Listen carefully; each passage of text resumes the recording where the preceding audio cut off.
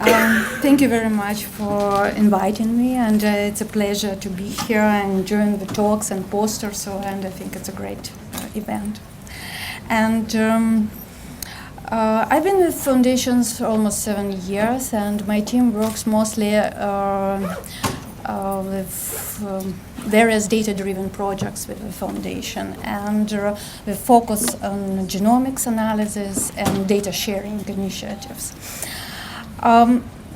Today I will talk about Safari, specifically Safari resources and finding opportunities. And I would start with just basic introduction of the Simons Foundation. So it's a little bit, there is some, I think. No, it's okay. So it just was transition from Mac to Windows, I think. So Simons Foundation was co-founded by Jim and Marilyn Simons more than 25 years ago with the goal to support development in the mathematics and basic science. And the major forms of the support which are selected by the foundation, so it's grant making to individual investigators through individual projects and institutions, and quite recently was some additional way of support of science. We opened the new division of the Simons Foundation, Flatiron Institute. This is a research institute in-house, so it's about 400 computational scientist who works in the area of computational biology, computational quantum physics, computational astrophysics, computational mathematics, and in future it will be another center, computational neuroscience, which probably of interest of this community as well. So our divisions of the foundation, it's grant-making agencies, so it's mathematics and physics department, life sciences, and education and outreach. Safari is one of them as well, so it's been developed, it started in 2006 with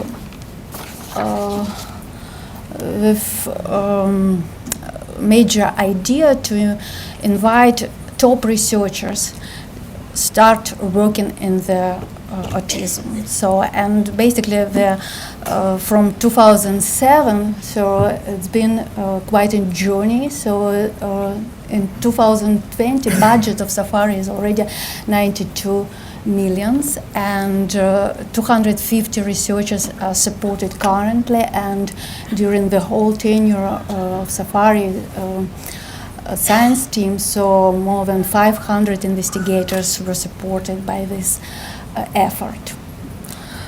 The mission of Safari is to improve the understanding of autism, improve our diagnostic facilities, improve our treatment which we can provide for those affected, and by the avenues which were selected for this to work on this mission was to identify risk factors, genetics, environmental, epidemiological, and use non-human organisms for understanding mechanisms and behavior of animals, models, and promote also preclinical and clinical studies to improve autism diagnosis and therapy. So I will focus on these major topics about finding opportunities. So, but please go to the safari.org pages. It's very well curated, and a lot of information is there. So here I provide several links which might be useful. So I will talk about the opportunities, about Safari Gene, which was already mentioned during the talks today, about resources available and how to request those resources. So first about current funding opportunities. So there are ongoing 3 RFAs. So first, it's Bridge for Independence awards. So Safari intend to support the new generation of autism researchers by facilitating their transition from trainees to professorship. So all MD, PhD holders, so currently on training, and with intent to apply for tenure track positions in one of US or Canadian universities can apply for this position, can apply for this award, and this is annual opportunity. There are already 23 grantees, and for last 5 years. Another opportunity, which I already mentioned today to some of the participants. So this is a new mechanism of funding. It's collaboration, Safari collaboration. The idea is to invite several interdisciplinary group with one director who will coordinate the effort, and on the important key question for autism. The Safari selected for this first effort sex differences in autism, and this will be substantial and stable funding for this interdisciplinary collaboration. The idea is that after application, the application will be reviewed, and the selected ones will be invited to the foundation to present their effort, kind of to their proposal, and the discussion will follow. Another RFA is pilot RFA, so it's more exploratory award with high risk and with no with expectations of potential transforming results, but in the same time, so it's exploratory award, and so it's biannual opportunity. And this was just published this week, this summer RFA opportunity. And every year we have a research RFA, which is which is supposed to be to address the key questions in the autism, and it's up to 4 years and with substantial support. So this is the current opportunities, and please, if you have questions, please find me, so I'm happy to talk more about this. So one of the most popular resources from Safari, which was known and mentioned already today, so is Safari Gene. So it's a collection of genes associated with autism, and there are several versions, many versions of this.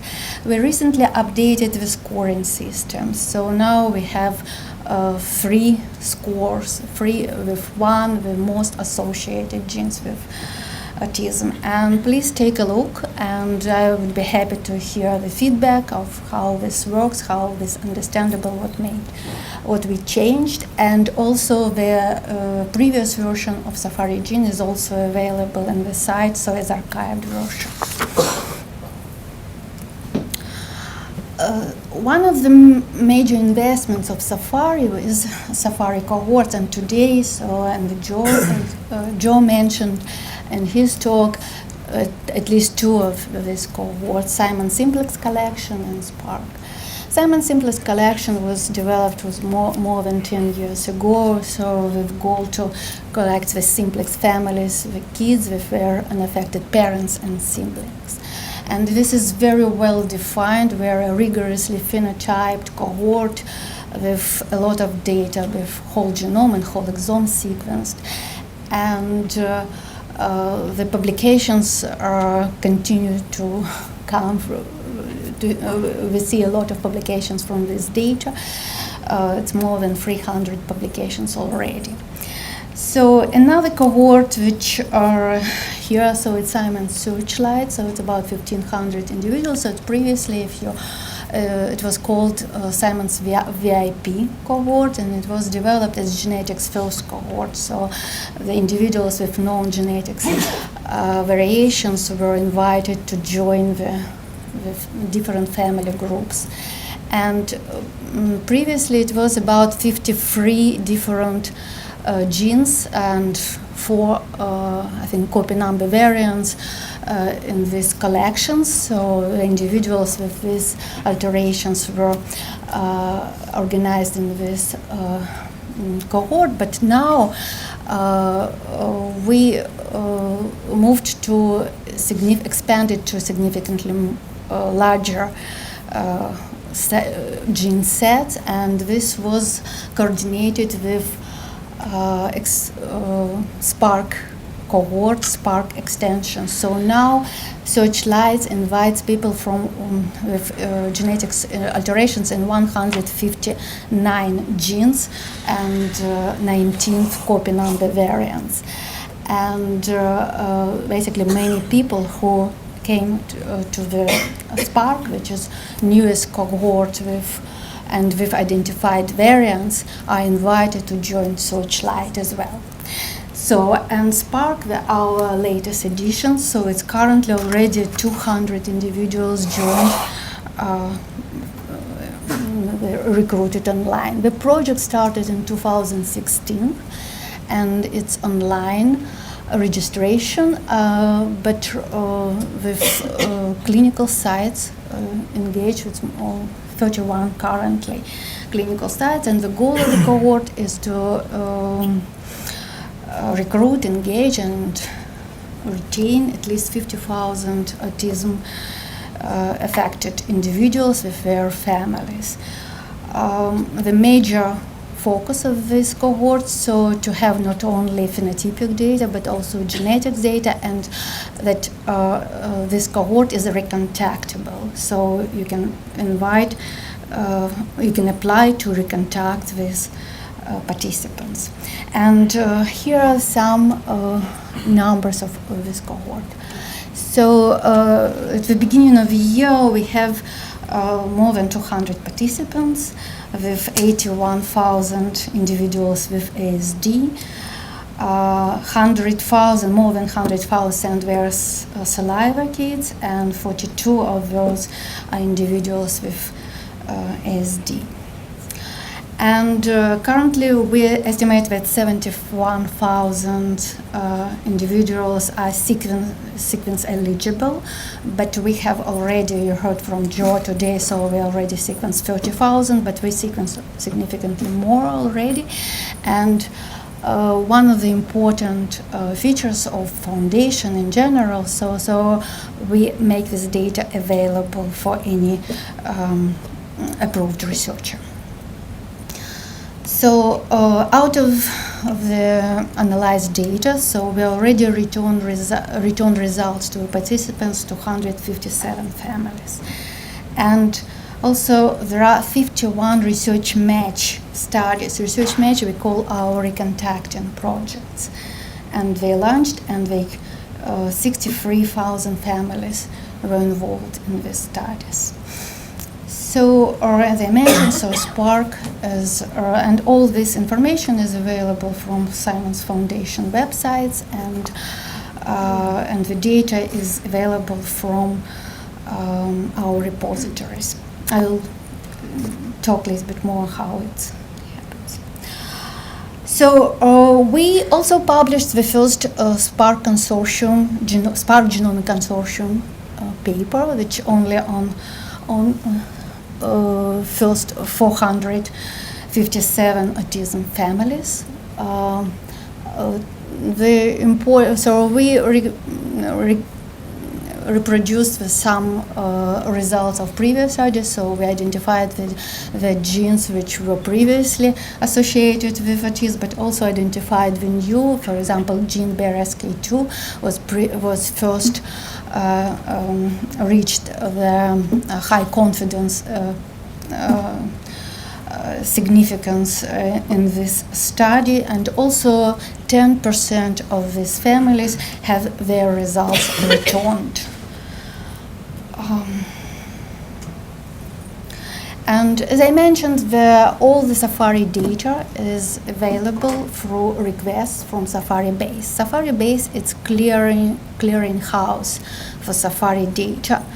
And this is how it's available for all researchers, and this is how requests are distributed geographically. So it's mostly in US and Europe and Australia. I was happy to see that Israel so has several groups which requested and started and can continue analyzing the data.